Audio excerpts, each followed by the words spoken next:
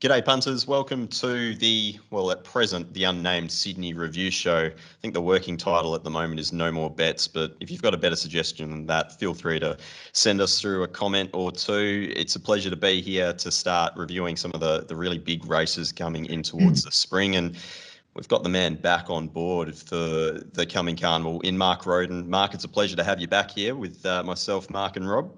It's a great pleasure to be back. Yeah, I've had a bit of a hiatus from this show for a few months over the winter months, but yeah, great to be back. How'd you find betting over winter? Up and down. I got on the right side of a couple of track biases, fortunately, but I think that was the key to the whole winter was the state of the tracks in Sydney, which were just getting very, very chewed up. I mean, it's well documented how much rain they've had. But yeah, the tracks just weren't coping in a lot of cases, and it was a bit of a minefield at times. Yep, absolutely. Mark Shean, it's good to have you on board once again. How'd you fare there on Saturday at Randwick? Yeah, got away with something. Luckily, Pete. Roheron was one of our trial horses, and he got the job done. I was very happy when he bounced in about fifth or sixth spot there early, and the highway winner was quite good as well. So, got away with something. Absolutely. And then Rob Scurry, you had a fat day on course. You threw out some great winners there, but none more than very elegant. Perfect Waller first up, outstanding. Yeah, it was great. And testament to Chris and what he's done with that horse. It was a head case, a bit like Nature Strip, and it's now walks around like a lamb. Man's a genius. All right, I'll get your thoughts on very elegant later on. For those playing along at home, we're going to review races 2, race 4, race 5, race 6, and then the Winx Stakes, race 7. We'll start with race 2. And Mark Shean, you found It's Me, and you gave it a bit of a push on the previous show. If you take out the Winx Stakes, it was the highest rating horse on the day in terms of Punting Form's overall benchmark figures. Just run through what you liked about It's Me coming in towards this race. Oh, well, I saw a trial there before it ran first up. It had come off a long break between trials and just was hard held, and then it was a brilliant winner at Scone, and then the horse it beat ran quite well on Thursday behind Stella Pauline, which had run some good races in group races. So the form just looked to match up to me, and I liked the way it won at Scone and did a remarkable job there on Saturday. Missed the start and then railed up, but produced some outstanding figures that you don't normally see in highways, even better than group races. So, it was a bit of a head scratcher that it'd go that well, but it certainly did. I'll get to Rob Scurry in just a sec because I know he was a big rap for the horse. But how'd you look at it in the yard? What did you think of it on top? Look, I was upstairs most of the day and just looking down through a binocular. I didn't get down because I was betting on Newcastle as well, so it was a bit of a rush day. So Rob would probably be better to have a look at that. All right, Scurry, what did you think? Oh, outstanding. I don't know who they are or the numbers. So I found, this 14. Ooh, what price are we going to get? This looks like a proper, I think I said to a mate that this is at least looks like a Wednesday horse, if not a Saturday horse. And proper sprinter, big pronounced hind, good attitude. And maybe the best highway horse I've seen for a long, long time. I think Noble Boy, I thought he looked like a good Saturday horse when he won one day at even money at Warwick Farm. This guy looks as good. Sadly for me, I took my bet off after it missed the start. You know how I run.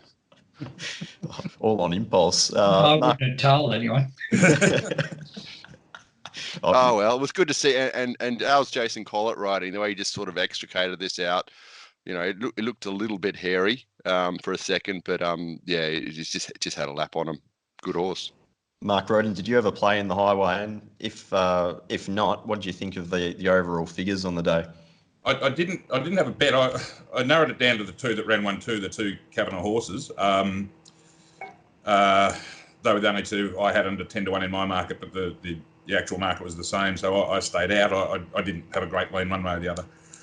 So unfortunately, I've missed this one. But doing a post race, it's rated through the roof. I mean, you compare it just of a race at the same distance against Sweet Deal, who's meant to be a group class mare. If you just take the figures at face value, he's gone much better than she has. Admittedly, she was first up, but probably a touch short of her best trip. But that's a pretty good line. Noble Boys are highway form just never, as a rule, holds up in almost any other class. So Noble Boy is the one example you can think of from the past that has gone on to win better races, and this might be capable of doing it. I actually thought a month or so ago that Matt Dunn's horse, Rothenberg, I didn't think he was top class, but I thought he might at least win a midweek race or a benchmark race on a Saturday. But he hasn't made that transition. So it is always a little bit of a concern, but you don't see him do what It's Me did very often. Can I just ask, Rob, how did he look? How did the stablemate look in comparison? Yeah, like a pretty. I had it in the numbers actually. A decent highway horse for sure, strong, relaxed. I just thought maybe I just thought that the winner looked a bit better. Should probably have separated. Yeah, they probably could have got a win each, and Abdullah's horse, the 6, that was in the numbers too. It looked really well, but at top, maybe often these highway horse runs in highway can win a highway, so maybe he's one to follow if it gets an on pace bias or something somewhere. Yeah, that was surprising that he had them accepted for, I think, Taree as well, wasn't he? And he didn't split them up. So yeah. Perhaps he didn't have a pick himself. Maybe. Or maybe he's just put 2 on a float, a travelling companion. All right, we'll jump into the Silver Shadow Stakes, which was a little bit of a schmozzle because the horse that was looking to start a slight favourite and See You Soon was scratched at the gates. Rob, I'll start with you. Dame Giselle won the race. We had found Dame Giselle together a few times there last preparation and I guess just got the job done there by a narrow margin over Thermosphere. How did Dame Giselle look first up?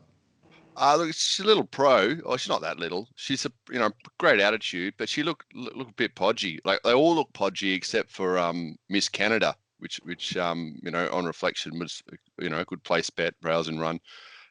But yeah, look, I think this is like the weakest Silver Shadow I've seen in years. Like I think the Elise Champagne Cuddles Formality, they all look like better. So I think this is a pretty weak bunch of 3-year-old fillies.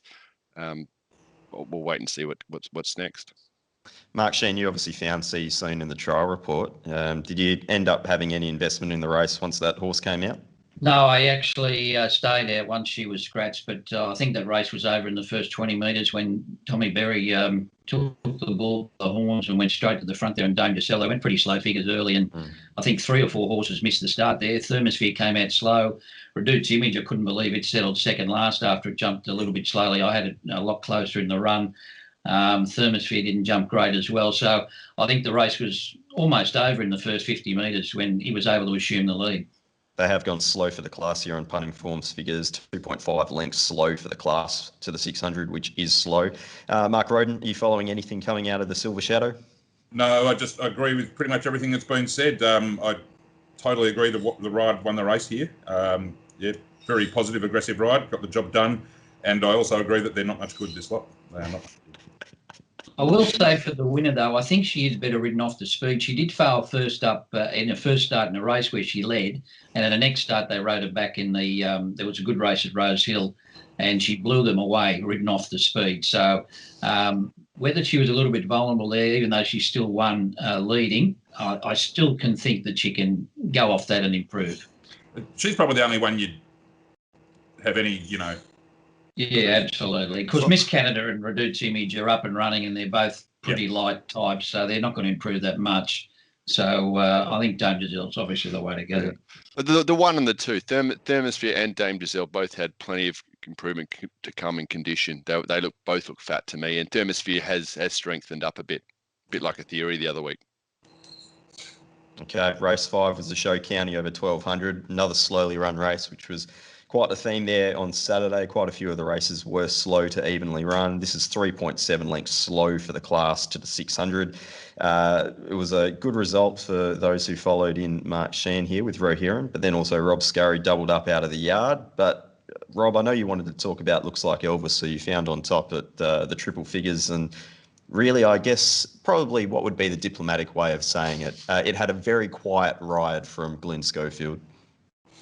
Yeah, and then he kind of looked like he was going to the outside. Looked like there was going to be a run there. You can hook around heels if he wants to. If he wants to just keep being quiet and just give it free air, that'd be great. But no, we won't do that. We'll just go back to the inside and we'll run up bums all the way and go to the line hard-held.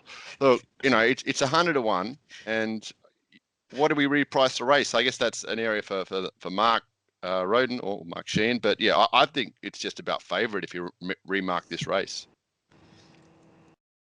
Mark Rhoden, I'll throw to you. I don't know about that. I don't know if I'd mark him favourite first up at 1,200 ever, but yeah. So I mean, I gave him I marked him about 20s or something. I didn't actually bet in the race in the end. I really didn't like the way Funstar set up, but I was worried about Rohiran's. Wasn't worried about his ability or his turn of foot or anything like that. I'm always worried about where he gets to in the run. So that put me off him. So it wasn't a race I wanted to get into. Yeah, but I think I marked him about 20 to 1. Looks like I wasn't. If I had another go, I'd probably have him about 8s or 10s, I suppose. I'm just, that's off the top of my head. And Mark Shean, were you slightly? I know you said he got in a good spot right here, but it looked like he was sort of niggled a little bit, like from about the 800. I thought, he wasn't really just relaxed. I thought Collett was into him a little bit for the whole way. He does it, doesn't he? Even the day one at Rose Hill, like he got out and it took him 3 or 4 strides before he got going. I think they went so slow, and then he doesn't have that exciting turn of foot to start with, but he can really power late. But I think the fact that he was so close in the runs obviously set him up for the win here, because a few others are back in the field having checkered passages. Probabile looked like Elvis, Funstar, no intent from the barrier, just right out the back. So it sort of fell into place for O'Hara. He might have his birthday. Funstar was an interesting one. Like Waller horses never usually parade with sweat and lather, and it did. So I think I even made a note of that on the text, and it made me kind of keen to bet in the race. So I think, I don't want to sack her, but I want to have a look at her again. And the other filly, Probabile, is certainly a stronger type. And if the track was a little bit drier, I probably would have had a play on her at the time. I marked her in front of, I think I marked her third in the race, and I think she's got a big future. She's a real competitor. It's interesting when Funstar and Probabile have met, I think, 6 times, and the times that Funstar has settled in front of Probabile in the run, I think most of the times it's beaten at home, and the times it's settled behind it, it's finished behind it. So, as I said, there was no intent from the barrier there, just straight out the back. And Probabile, I thought really improved off its trials, looked very sluggish there and looked like it had probably won further, but she sprinted quite well there at 1,200. Yeah, she's a real racehorse. She knows where she is, and I think she really loves it. The trainer, I was also told, trainer said can't win. Yeah. So much they know. Yeah, and the betting... Well, they didn't win, Rob. The betting reflected that too. It was unliable by the look of it. Just on the ride on Funstar, there was a bit of that going on with that trainer drop combo in the first half of the program, because he took no part at all on New King in the earlier race either. And in the staying race too, he was on the Desert Path. Desert Path. Yeah, but then 2 horses, Desert Path and New King, that just railed at Rose Hill and got the charm run. And Saturday they were in a totally different spot, weren't they? They were, but I mean, New King in particular certainly had all the favours at Rose Hill that day, but just the way that race set up, with only Frosty Rocks the leader after scratchings, that was a chance to go forward and put him in the race, and he just decided not to. I think Signore Fox kind of showed himself up. He looked like it had it shot to bits at the 200, I thought. Yeah, that's about how good he is, I think. Yeah. Good Rob, looker. Just a quick word, Rob, on Wild Planet. How did that horse parade in the yard? Very much underdone, mate. I know we liked it, and I just couldn't have it on numbers and on figures. A bit like the thing in the last that Mark really liked in the in Ice Bath. Yeah. Just big pen, one look. No, not interested. Okay. We'll get to that in a tick. But race 6, the Toy Show quality over 1,100 metres, an evenly run race. They've gone 1.5 lengths fast to 600 on the puntingform.com.au figures. Sweet Deal was a horse that had a few issues last preparation. I think it had a stone bruise or a hoof problem at one point, but it's just hold off Sanaya here. Rob, I'll touch on the yard here. Adelong was obviously a short price commodity. There was a few other little angles here. What did you think of the parade on those horses? So Adelong would be hard to beat. I thought it held its condition. Coat looked great. I thought it paraded really well. I had a peen on a couple of roughies here, but yeah, look, the winner was soft in condition. She's a real little trier, doer, Sweet Deal, and she's got the job done at a big price. A few of these look well underdone, like Invictus Salute, who I thought would be sort of suited on a softer track. Seasons never really can make a case that should have won. Sort of held up from the 4 to the 150, I thought, and Yeah, just pretty much even bunch of mares, but Sweet Deal's the one I want to follow. She's got plenty of improvement in her. Okay, it's a good note there. Mark Rhoden, what are you doing with the rest of the field here? Not a great deal. It's a glorified benchmark 88 or something, this field, really, with the exception of the winner. 1100 short of her best trip too. I think she's done well to get the job done here. I had Adelong on top, like a lot of people, I suppose. I couldn't get it as short as the market, so it wasn't ever going to be a bet for me. But gee, if you had bet, you would have been rapt to see. I think it was R. Dolan on Musical Genius, just hunting up in the middle of to make it just 3-wide lead. Oh wow, that would have been a painful watch for a favourite backers there. Mark, Shean, you found a couple out of the trial report going into this race. Did you end up having a bet or a play on race 6? I ended up staying out of the race. It was just a query where Adelong I'd get to in the run, and as Mark said, I didn't think it'd get carved up like that. I thought with Witherspoon in the race, it might end up in that sort of position, but when Witherspoon came out, I thought it might get a better run than that. But Sweet Deal just lobbed in the perfect spot. She had a couple of quiet trials, not knocked about. She was just the one who's got the desire to win, really. She's really turned it around. Normally she needed a couple of runs to get fit and also wasn't all that great in the wet, but she seems to have handled both of those in the last couple of preparations a lot better. Okay. Well, we'll get to the main event. It was the Winx Stakes, the Group 1 over 1400, weight for age. They've gone 6.9 lengths fast to the 600 for the class here, so it's a very fast run race. And as I touched on earlier, Rob Scurry, very elegant, perfect waller first up. Rob, probably the question for me is if this horse is being aimed at a Cups campaign, how do you see the horse being able to hold its condition throughout the preparation? Oh, look, I think Chris will manage that all right.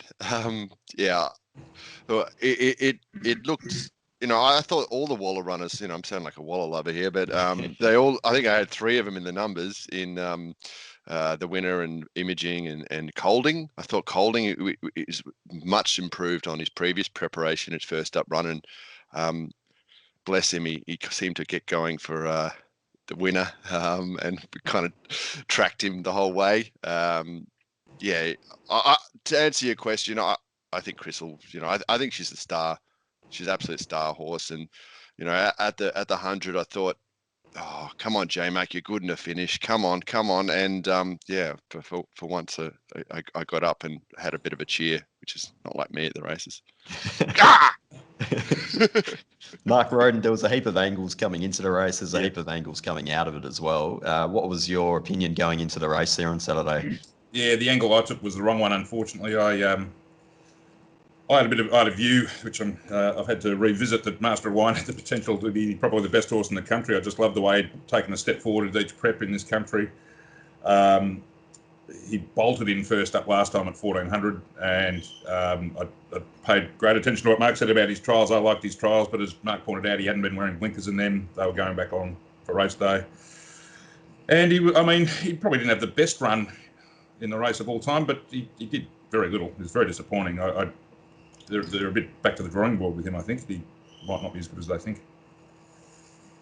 Was it the tempo against him, Mark? When he won first up last time in, they went 37.5 for the first 3, and on Saturday they went 35. So they've gone 2.5 seconds faster, and that's weight for age at 1400 compared to benchmark racing. Absolutely. Was he ridden too close, do you think, perhaps? It's possible, but if he was as good as I thought he was, he'd have a few more tricks than that. And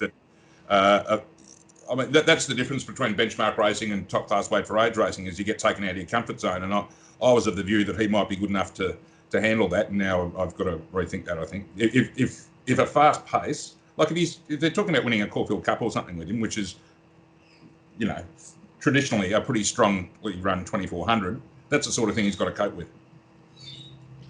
Mark Shean, you found a few angles going into the race, and then there was quite a few nice trialers as well. Which of those are you going to stick with going into the next couple of starts? Well, look, I thought Imaging has come back a lot better. His 2 runs since being gelded, he's had no luck at all. Admittedly, was out the back in a fast run race, but he's had a very checkered passage all the way up the straight there. And I thought Connie Patiro, now, even though she seemed to have a chance, I just thought she lost a position when Colding went around at the 600 and got held up. And that's not her go. She likes to get rolling into a race.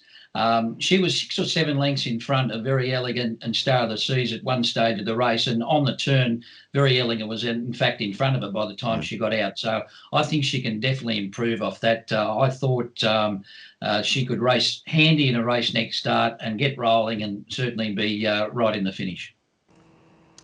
Rob Scurry, Zabrowski was a horse that I thought trialled well, and I had a bit of time for it last preparation. Can you give me a word on how that horse looked? Coming along nicely. Couldn't have on Saturday. Woolly in the coat, a bit like the other recent Hawks runners. Plenty of condition on it. It was an easy one to pen, and a bit like Master of Wine. Like he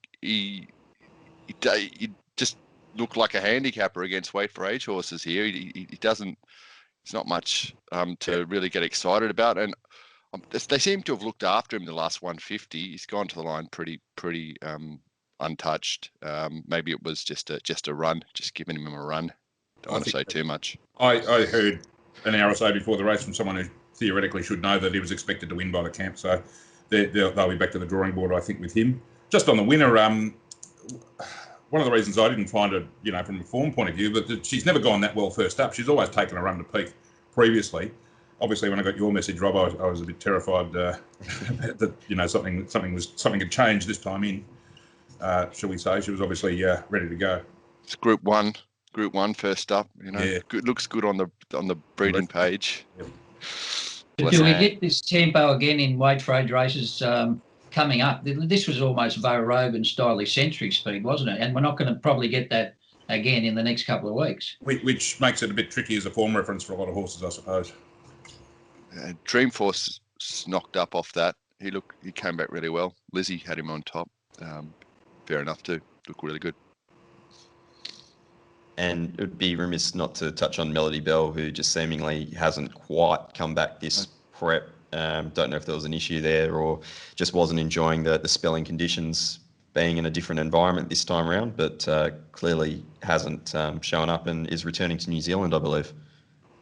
Yeah, look well above itself. Both runs this prep. First up, it looked pregnant. This is a little bit of come off it this time in, but maybe she's just lost the zest for racing.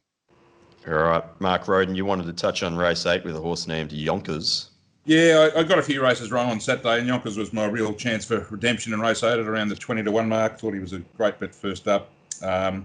Unfortunately, there must have been a misprint in my form guide. I had him drawn barrier 8, but I think he must have drawn barrier 50, judging by the ride. It was just, middle gate in a big field like that. At first, sure, you can find a spot in midfield, but no, Stone Mothers and hammered home for third, beaten about a length. Terrific.